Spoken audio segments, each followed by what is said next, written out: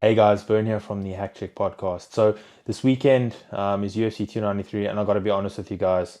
I don't know how you're feeling about this pay-per-view, but it has got to be one of the least anticipated pay-per-views of all time. I mean, take away the anticlimax of having a number one contendership match between Robert Whittaker and Dricus du Plessis to face Israel Adesanya, and the absolute mess of the planning behind that, having that 7 weeks after that fight, which everyone expected to be a war. Turns out it wasn't, but both fighters were never going to be ready for this. Then you take the fact that they booked a whole lot of fighters from Oceania pretty much in the same time on that card. Volkanovski is not available for this card. How do you have a fight card in Australasia without Volkanovski? Dan Hooker's not available. Josh Kulabau's not available. I mean, so many fighters from Oceania are not available, whether that be from New Zealand or but particularly Australia. So take all that into account. Fair enough, you don't need to necessarily have fighters from there. You have got Adesanya, who's arguably the biggest star in the UFC at the moment. But to me, the UFC have messed up on this one, because UFC 293 to me is nothing more than a glorified fight night. I mean, just looking at this main card, I'll explain to you why in a second. So luckily in South Africa, we don't have to pay for UFC. I mean, we have it on cable TV, our version of cable TV, but we don't have to pay pay-per-view. So if I was really stupid and we had to pay pay-per-view, or I was just really desperate, I would probably buy the pay-per-view then. But luckily I'm not, and I don't have to. So good luck to you guys that have to do something like that. Anyway, looking at this main card, I mean, starting with the first fight, to kick things off on the main card, you've got Tyson Pedro versus Anton Tulkalj. Tulkalj, I think. He's 0-2 in the UFC, 2-fight losing streak. Tyson Pedro, 5-4 in the UFC, lost his last fight. It's a loss and a loss. That kicks off your main card, by the way. Is anyone going to watch that? I doubt it. Okay. Two fairly inexperienced fighters, 9-4, 8-2. Okay. What's going to happen there? Who knows? I don't really care to watch that fight. I'm not invested in that fight. Justin Tafa versus Austin Lane. That's the second bout on the main card. It's a rematch of the previous fight. Fair enough. Make that fight. Okay. But Austin Lane is technically making his UFC debut, because the last fight was the eye poke very early on. Before that, it was the Dana White's Contender Series. So, I mean, yes, okay, 6-fight win streak before that, but still building himself up in here. Justin Tafa, okay, happens to be from New Zealand, so they put him on there, run the fight back. He had a 2-fight win streak before that. So, fair enough, maybe this one is okay, but 6-3 versus 12-3, I mean, surely you could have got maybe other heavyweights in the division, but anyway. Manel Kape versus Felipe dos Santos.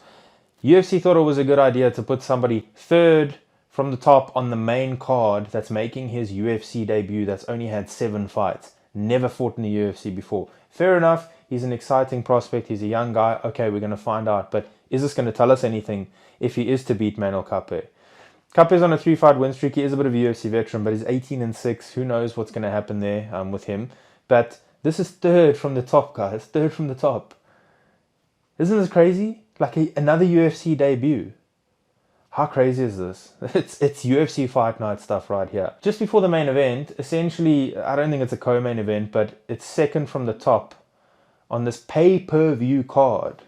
Tai Tuivasa versus Volkov. And listen, I love both of these fighters. Tai Tuivasa is always entertaining. Bam Bam's always going to give you good fights, whether he wins or loses. But he's on a 2-fight losing streak. He is a fight night fighter, and his last 2 fights have been on fight nights. Matter of fact, the last fight, well, I don't remember if it was the last fight or 2 fights ago, he didn't even headline the fight night. Now he's on a pay-per-view card, second from the top.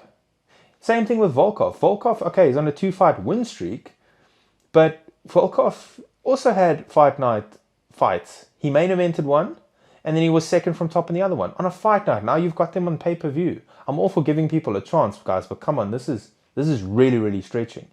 Main event. Okay, Israel Adesanya again. You guys have committed to putting Israel Adesanya on this card.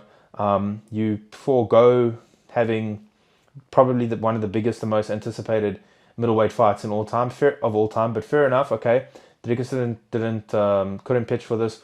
Injury, no injury. Fair enough. UFC sticking it out. Okay, but Adesanya almost has 0 chance of losing to Strickland. Okay, how is Strickland, who's, by the way, like ranked number 7. You have Jared Cannonier, who's the backup fighter for this. He's the backup for this in case one of them pulls out. Imagine being the backup to a fighter that you beat in your last fight.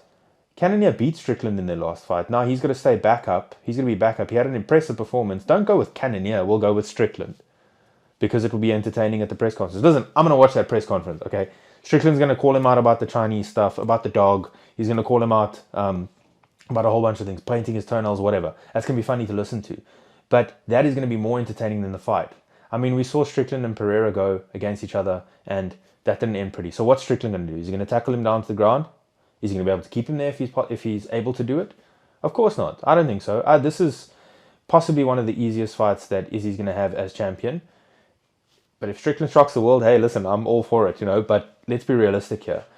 Izzy, he in this instance got quite a bit of backlash for his words towards Dricus about pulling out or whatever.